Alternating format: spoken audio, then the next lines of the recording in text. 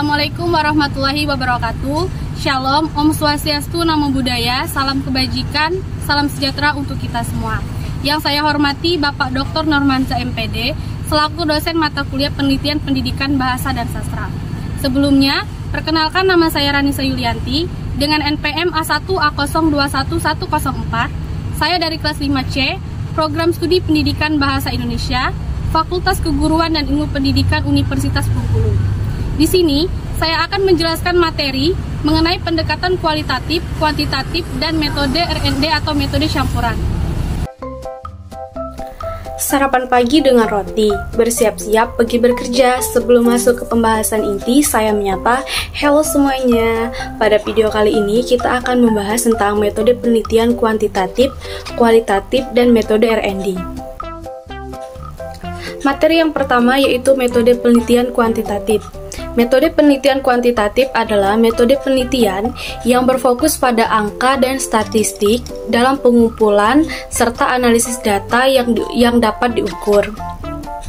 Menurut Sugiono, dalam metode penelitian kuantitatif, kualitatif, dan R&D pada tahun 2012, halaman 7, metode kuantitatif adalah metode ilmiah karena telah memenuhi kaidah-kaidah ilmiah yaitu konkret, empiris, objektif, terukur, rasional, dan sistematis.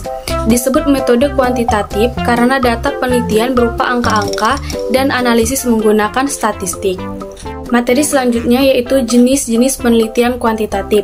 Yang pertama ada eksperimen atau tindakan yang terbagi menjadi yang pertama uji beda satu sampel, yang kedua uji beda dua sampel berpasangan, yang ketiga uji beda dua sampel bebas, yang keempat uji beda dua rata-rata sampel tak bebas, yang kelima uji beda rata-rata sampel tak homogen, yang keenam uji ANOVA, dan yang terakhir yaitu analisis kovariat atau ANCOVA.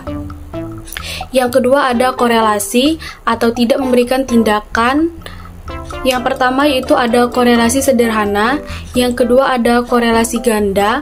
Dalam korelasi ganda terbagi lagi menjadi regresi, yaitu yang pertama analisis regresi sederhana, yang kedua analisis regresi ganda 2 prediktor, yang ketiga yaitu analisis regresi ganda 3 prediktor, dan yang terakhir yaitu analisis regresi komponen utama. Yang ketiga ada survei atau bagian dari ex post facto yang terbagi menjadi cross-sectional dan the concept independent sample design. Materi selanjutnya yaitu sistematika proposal penelitian kuantitatif. Bab 1 pendahuluan berisi A. Latar belakang, B. Rumusan masalah penelitian. Rumusan masalah pada penelitian kuantitatif yaitu apakah dan adakah? Contoh, apakah ada pengaruh metode PBL terhadap kemampuan mengidentifikasi struktur dan kebahasaan teks eksplanasi siswa? Contoh yang kedua yaitu, adakah pengaruh metode PBL terhadap kemampuan mengidentifikasi struktur dan kebahasaan teks eksplanasi siswa? Selanjutnya yaitu ada tujuan penelitian, manfaat penelitian, dan definisi operasional. Pada bab 2 yaitu landasan teori. Yang pertama ada teori yang digunakan, yang kedua penelitian relevan, yang ketiga kerangka berpikir, dan yang terakhir hipotesis penelitian. Bab 3 metodologi penelitian. A. Metode penelitian, B. Tempat dan waktu penelitian, C. Populasi dan sampel penelitian, D. Teknik pengumpulan data, E. Instrumen penelitian, F. Uji keabsahan data penelitian, dan G. Teknik analisis data.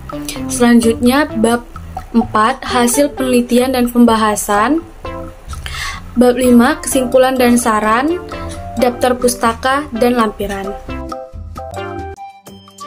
Materi selanjutnya yaitu ada metode penelitian kualitatif.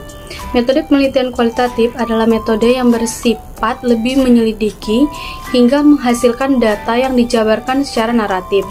Menurut Sugiono, dalam metode penelitian kuantitatif, kualitatif, dan R&D pada tahun 2012 halaman 8, metode penelitian kualitatif disebut juga sebagai metode artistik karena proses penelitian lebih bersifat seni atau kurang berpola, dan data hasil penelitian lebih berkenaan dengan interpretasi terhadap data yang generalisasi ditemukan di lapangan.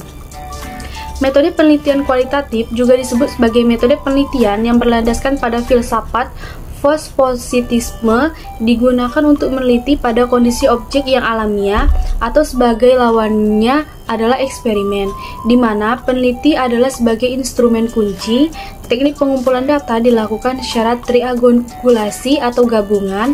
Analisis data bersifat induktif atau kualitatif, dan hasil penelitian kualitatif lebih menekankan makna daripada generalisasinya.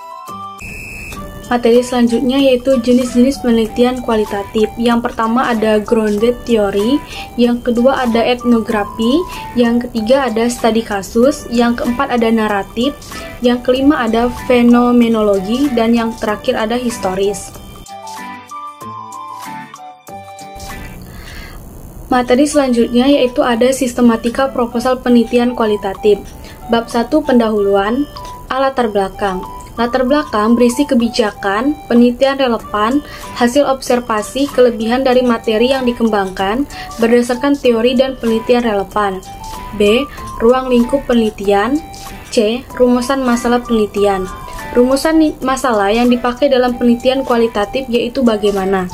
Contohnya, bagaimana pengaruh metode PBL terhadap kemampuan mengidentifikasi teks eksplanasi siswa. D. Tujuan penelitian. E. Manfaat penelitian. Manfaat penelitian biasanya berisi manfaat teoritis dan manfaat praktis. F. Definisi operasional.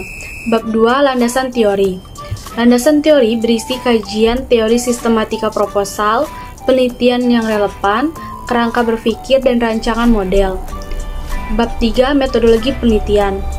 Yang pertama yaitu metode penelitian, yang terbagi menjadi pendekatan, metode, desain, dan gambar desain.